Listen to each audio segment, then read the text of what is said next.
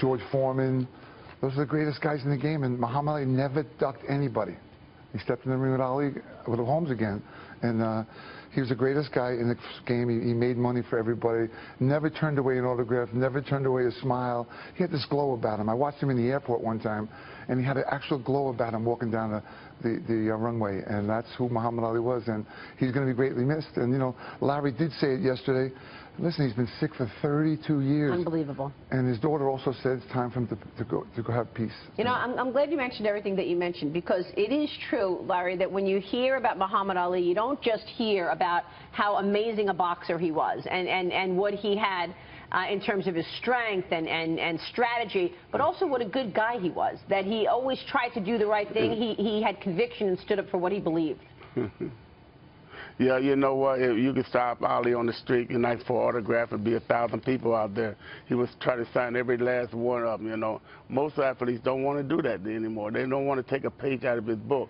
But he admired me, and that's why when people ask me for an autograph, I hurry up and sign that autograph before they change their mind and not want it.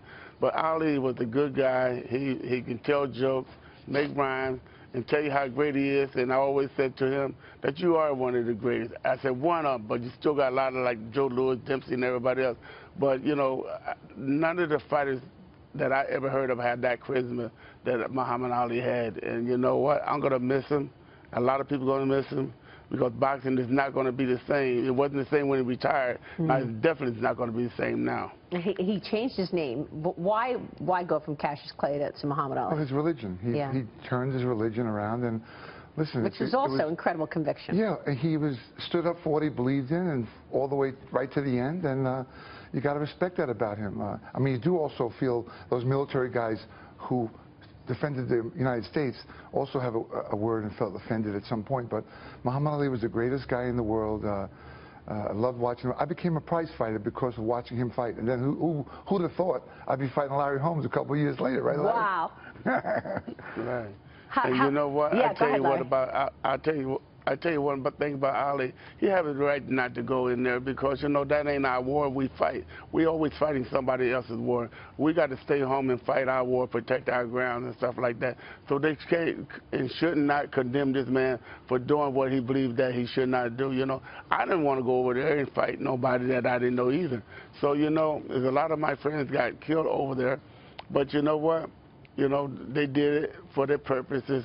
And Ali done what he wanted for his purpose. So we should not castrate Ali because he's believing not going over there. No doubt, no doubt. Yeah.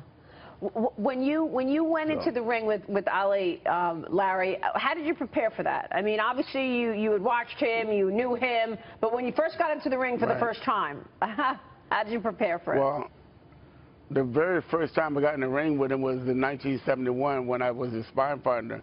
He told me, he held his hand up and said, hit his hand. I hit his hand. He said, do you want to be a boxer, you want to put on an exhibition? I said, sure, I get in the ring with you. I was so happy that he said, yeah. We went to Reading.